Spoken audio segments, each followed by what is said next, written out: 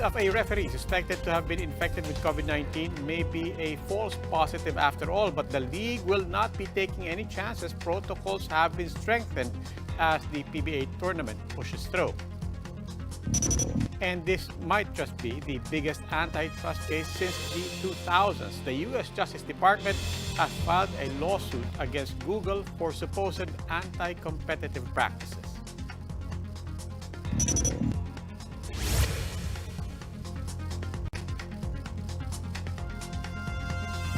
Tropical Storm Pepito has brought heavy rains and gutter-deep floods in Pangasinan and La Union as it crosses Luzon Tuesday evening. To give us the latest situation on the ground, we have Jenny Dongon reporting to us live from La Union. Jenny, how are things looking over there? Robbie, the province of La Union experienced gloomy weather today. Although the rain brought by Pepito has not caused hazardous flooding across the province, local officials remain on high alert status. The same can be said for Pangasinan, where Tropical Storm Pepito traversed last night. At around 12 midnight on Wednesday, Pangasinan started to feel the impact of Typhoon Pepito. Non-stop rains battered the province for almost an hour. This resulted in gutter-deep floods along major roads in Dagupan City. Although the weather has already improved, the Provincial Disaster Risk Reduction and Management Office, or PDRMO, remains on high alert. The office has warned residents, particularly those in flood-prone areas, to still make the necessary preparations. Barangay near the shoreline and low-lying areas are tasked to closely monitor the situation. The local government has deployed rescue boats and trucks should a need for an evacuation arise. Ron Dale Castillo, an officer in charge at the PDRMO, said a typhoon could be more deadly as it exceeds the landmass. Habang lumalayo siya sa atin, mas nararamdaman natin yung outer rain bands niya. As per experience po, ang mga bagyong papalabas ay usually sila yung mas deadly. So tight po yung ating monitoring. Mang Lito, a fisherman in the town of Bunuan, said he would follow the advice not to venture to sea just yet. Tatangay ka niya dun sa laot, hindi ka na marirescue ng Coast Guard. Kahit maganda ng panahon, kung malakas ang hangin, hindi kami talaga lumalaot. Officials said the rain brought about by Pepito across Pangasinan was just enough to fill the dams and help the agricultural sector. Our lands have not been saturated, so ang ibig sabihin nito, yun nga po, kulang ang Pangasinan ng ulan. It can saturate our lands and it can help po yung dam natin na mapuno or magkaroon ng tubig. The provincial government has advised all residents to remain vigilant. Robbie, no casualties or major damages have been reported in both La Union and Pangasinan due to Tropical Storm Pepito. Robbie. Maraming salamat, Jenny Dongon, reporting to us live from La Union. Typhoon Pepito also battered other parts of Luzon. It also battered other parts of Luzon. In Lopez, Quezon, 4 barangays appear to form one big river due to waist-deep water worsened by the high tide. In Aurora, road clearing operations are ongoing in Dinalungan town. The PDRRMC says around 250 residents are staying in 13 evacuation centers across the province. While in Nueva Ecija, hectares of rice and other crops yet to be harvested have been destroyed by the rains and flooding. The typhoon also took a toll on Manila Bay. Piles of trash and water hyacinth were washed ashore in its white sand area. Some 200 sacks of garbage were collected along the bay. Pepito has intensified into a severe tropical storm. That's as of this early afternoon. As of 4 p.m. specifically, Pag-asa said Pepito was 295 kilometers west of Dagupan in Pangasinan. It is moving westward at 15 kilometers per hour. Pepito will further intensify over the West Philippine Sea and it will reach its peak on Friday or probably Saturday. But Pag-asa expects Pepito to leave the Philippine area of responsibility by tomorrow morning or afternoon. Light to moderate rains will still affect most parts of the country until then, but all signal warnings have already been lifted. Authorities, meanwhile, say there were no major untoward incidents reported following Typhoon Pepito's landfall in Casiguran, Aurora, Tuesday evening. The National Disaster Risk Reduction and Management Council said no casualties were reported either. The NDRRMC's initial reports state that around 300 people were displaced in Aurora, a majority of whom stayed in different evacuation centers in the province. Some 20 barangays in Pampanga were also flooded amid heavy rain from Tropical Storm Pepito. The Office of Civil Defense, meanwhile, urged local governments to make necessary preparations, particularly to set up emergency evacuation sites within their areas. The agency notes the country is expected to experience 5 to 8 more typhoons this year as La Nina intensifies. Pumapasok na tayo sa sa panahon kung saan nag-intensify yung sa kanilang sinasabi na La Nina. That's why yung ating pong mga bagyo sa taon na ito ay medyo may kalakasan ng mga pag-ulan. And historically, ito rin yung mga buwan pagdating natin ng fourth quarter ay dito po ang kadamihan ng ating bagyo. We'll go for a quick break. When the big story returns, the long-standing policy allowing 35-year-old foreign retirees in the country is up for review. This after lawmakers fretted that it could be susceptible to abuse. And later, the Education Department hopes to rectify errors in its modules by centralizing all production. The details next.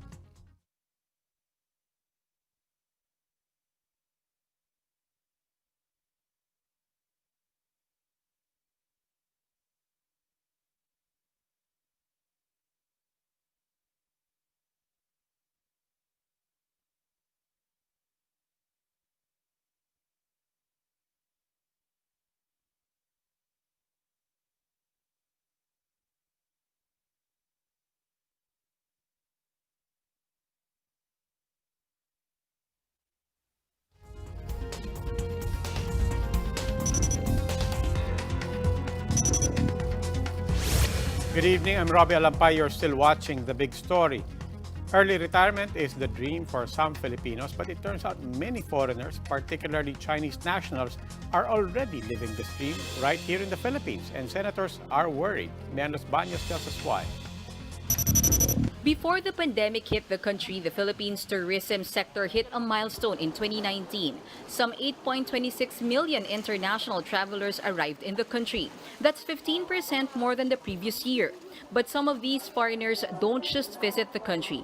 Others stay for the long haul, making the Philippines their retirement haven.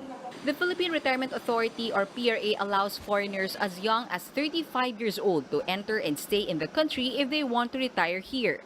However, some senators find this provision worrisome as it may be abused and utilized for different reasons such as finding work. Kung ang demographics nila are 35 years old, the probability of them working napakataas. Based on data by the PRA, there are about 70,000 foreign retirees in the country. 40% or almost 28,000 are Chinese, 14,000 are Koreans, and more than 6,000 are Indian nationals. In the recent Senate budget hearing, lawmakers questioned the PRA head if their policy in accepting foreign retirees is a bit loose. General Manager Bienvenido Chay assured that all requirements are being followed, including having at least $50,000 or around 2.5 million pesos on hand. The reason for the 35 years of age is that in Korea, the military would retire at the age of 35. And these are retirees who would avail of this program. Still, some senators remain unconvinced. Do they choose the Philippines because they can go back and forth with that visa? They have a retirement visa and they can go a multiple visa, correct? Yes. That to me is dangerous. I didn't know that. I'm disturbed by it. Aside from the option of an indefinite stay in the country with multiple entry and exit privileges, foreign retirees with Special Resident Retirees Visa or SRRV can also avail of PhilHealth benefits, although it is not mandatory. According to PhilHealth, these retirees can apply for medical benefits as an informal economy member. They would need to pay a premium contribution rate of 15,000 pesos. But senators worry the most about the influx of Chinese retirees, fearing that some may just be working or operating pogos.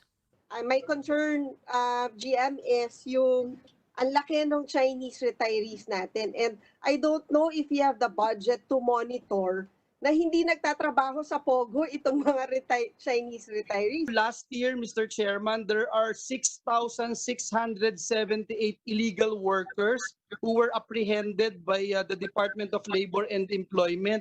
And most of them, Mr. Chairman, came here with the intention of just to be tourists in the country, and then afterwards they have been working illegally. The retirement agency downplays this, and some Chinese retirees even make it a point to buy condominium units here. Yung mga sinasabi po niyang Pogo, ang ages po niya nag-start ng 20. Itong 35 years of age, more or less ang mga ito, pumunta dito at they choose the Philippines as their retirement destination. Senator Binay also called for a stricter vetting process so that retirement visas issued to foreigners will not be abused. In a text message, as reported by the Philippine News Agency, Tourism Secretary Berna Romulo Puyat said that the PRA's Board of Trustees, which she chairs, will move to repeal its policy allowing foreigners as young as 35 years old to retire in the country. Reporting for News 5, Mean Los Baños, we are One News. China's Sinovac Biotech has submitted an application to the Food and Drug Administration for Phase 3 vaccine trials in the Philippines. Director General Eric Domingo says the application was made pending the evaluation of the Ethics Review Board.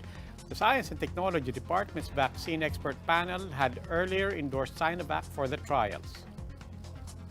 Pag okay na sa PEP, we can also start reviewing it na.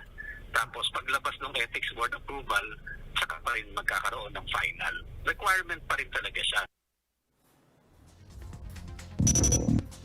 As for Russia's Sputnik 5, the DOST says Gamaleya has responded to the queries of the country's vaccine experts for its second round of evaluation. Based on my information is that they have already responded to most of the questions, and we just want to know whether the vaccine expert panel still wants more information. And these are the other big stories today. The Philippine National Police denies involvement in putting up a tarpaulin declaring the Communist Party of the Philippines, the New People's Army, and the National Democratic Front as persona non grata in Metro Manila. PNP Chief Camilo Casculan said the TARP was from the National Task Force to End Local Communist Armed Conflict. An executive order in 2018 listed the PNP chief as a member of the said task force. The TARPs were seen posted along Roas Boulevard, Mendiola, and Parañaque City. It also listed the PNP's hotline numbers for reporting information about the communists. A regional trial court judge and her aide were wounded after an attack in Libmanan, Camarines Sur on Tuesday. RTC Judge Janet Gamind San Joaquin and her secretary Rosel Martinez were on their way to Naga City when armed men on board a motorcycle fired at their vehicle. The two were rushed to the Libmanan District Hospital, where Martinez is reportedly in critical condition. Judge San Joaquin is safe. Chief Justice Justado Peralta condemned the attack and has called for an immediate investigation.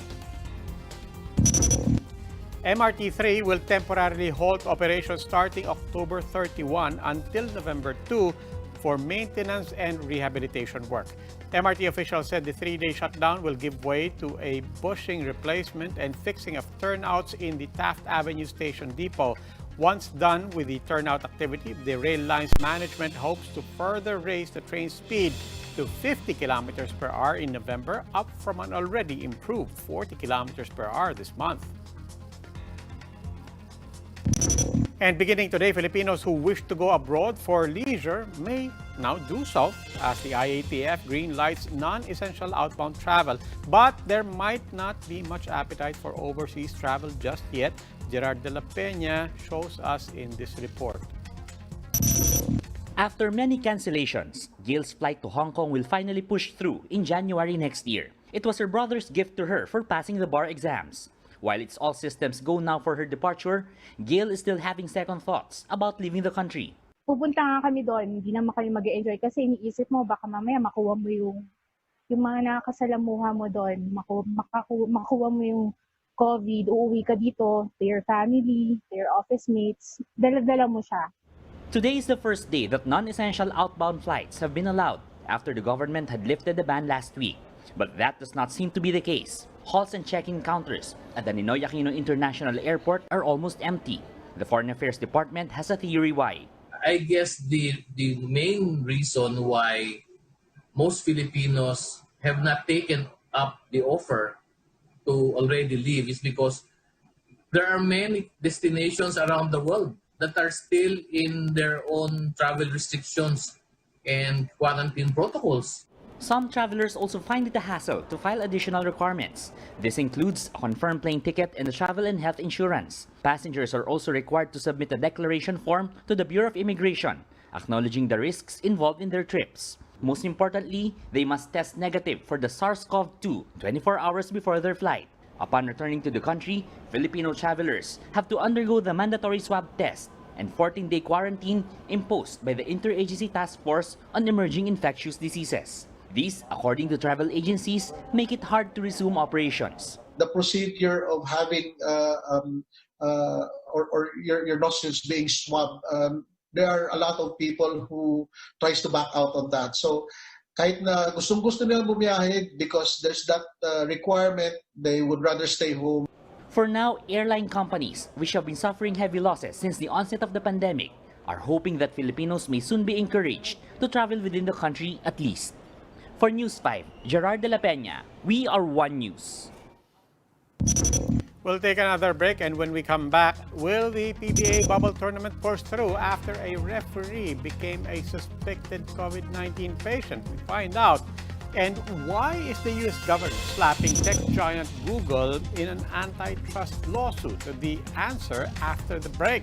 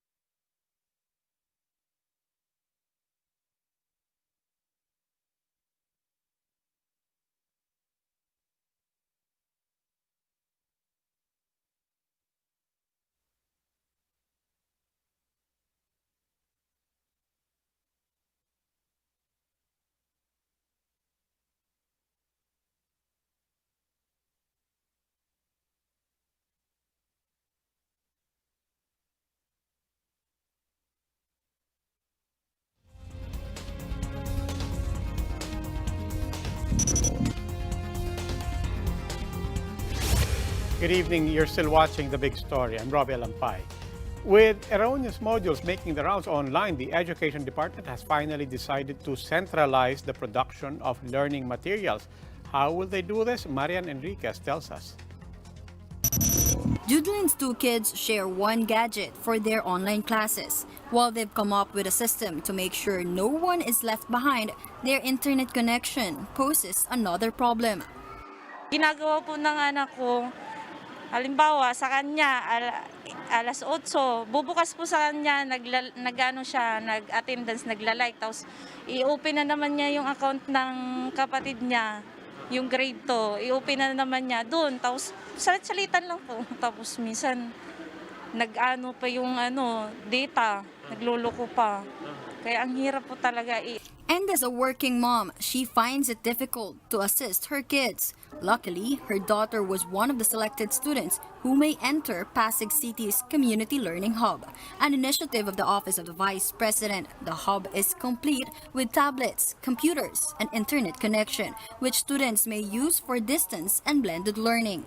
Na-identify sino yung mga magulang, sino yung may mga varied home environment na yung mga magulang ay hindi nakapag-aral o kaya ay hindi kayang turuan ng kanilang mga anak. Siyempre, may mga pagkakataon na kailangan nilang mag-submit ng mga output nila na may kailangan ng internet connectivity. Dito, pwede nilang gamitin iyon. Strict health measures are observed in the hub, which only accommodates 6 students to ensure physical distancing. Each desk has an acrylic barrier. Students also undergo thermal scanning. The room will also be disinfected after every session. Its 28 volunteer tutors are also required to wear face masks and face shields. The chosen students are all from Pinagbuhatan Elementary School. They live in a housing site nearby, making it easier to get to the hub. Parental consent is required since they are age 14 and below and are not allowed to leave their homes yet. Meron kaming weekly assessment at saka meron nga po kaming recording din sa mga bata na talagang sinusulat din ng magulang, sinasagot nila ang bawat tanong kung satisfied ba sila, ano bang masasabi nila tungkol sa kalagayan ng mga bata nila sa loob. So far naman, within 3 weeks namin na pag-run, so far everything naman is okay. Initiatives like these may be a much-needed reprieve, especially with several reports of erroneous modules circulating online, something that the Education Department hopes to address by centralizing module production by December. The agency's regional directors will be sending quality assurance supervisors to provide additional manpower. They're also looking at hiring state university professors to help with the modules.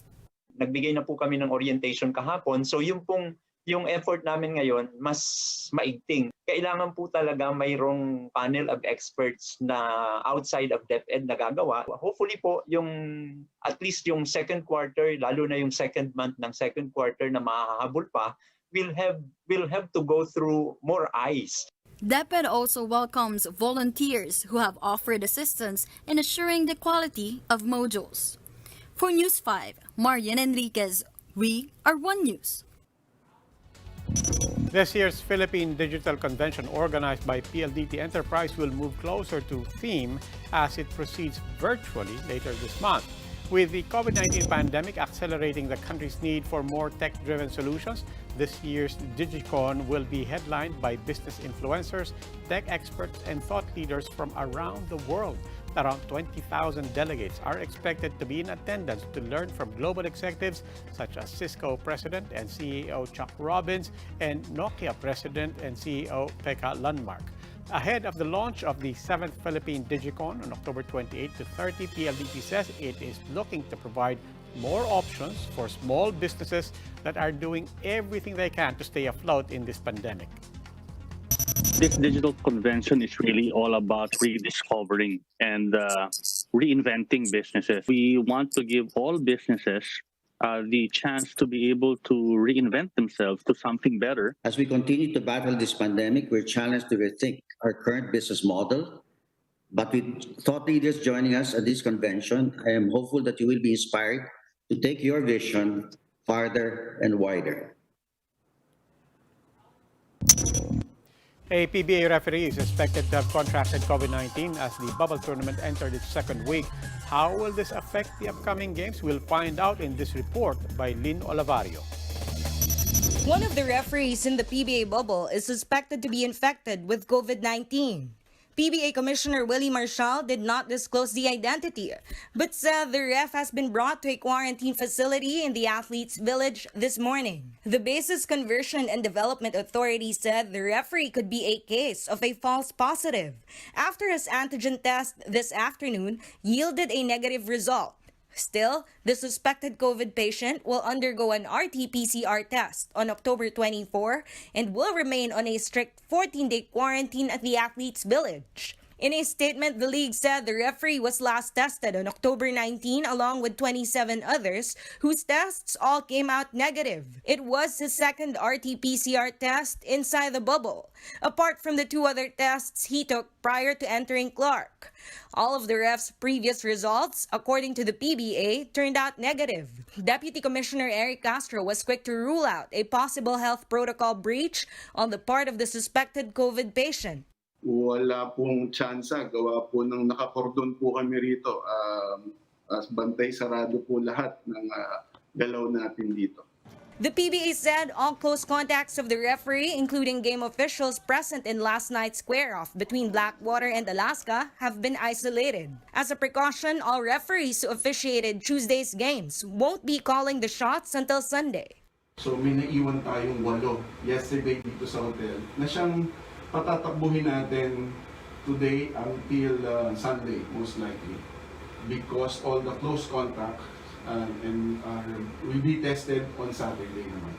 Nonetheless, games will continue as scheduled and as cleared by the Clark Development Corporation and the Department of Health. The PBA has suspended other activities for today, such as swimming, jogging, and the use of gym to give way for a thorough disinfection.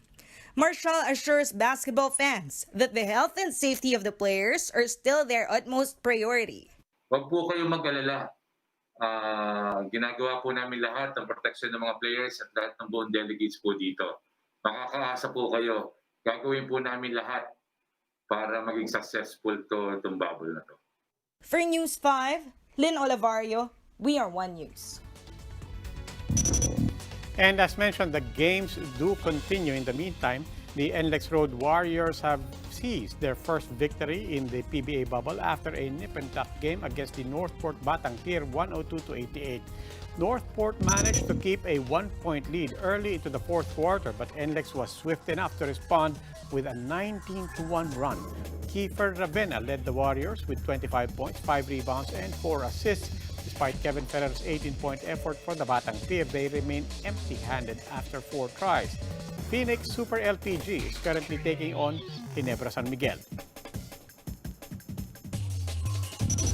More than a year after investigation started, the U.S. Department of Justice is now suing Google for allegedly fending off rivals and sustaining a monopoly in the search engine market.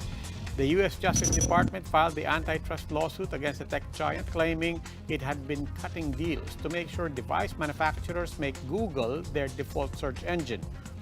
Google said the lawsuit is, quote, deeply flawed. In terms of remedies, the DOJ said nothing is off the table, including a possible breakup of the internet search giant. The lawsuit marks the biggest antitrust case since those lodged against Microsoft in 1998 and against AT&T in 1974. And that wraps up today's big story. Catch us again tomorrow at 8 p.m. on Signal Channels 8 and 250. Please like our Facebook page, One News. For more in-depth analysis, visit our webpage, onenews.ph. I'm Robbie Alampay. We are One News. Good evening.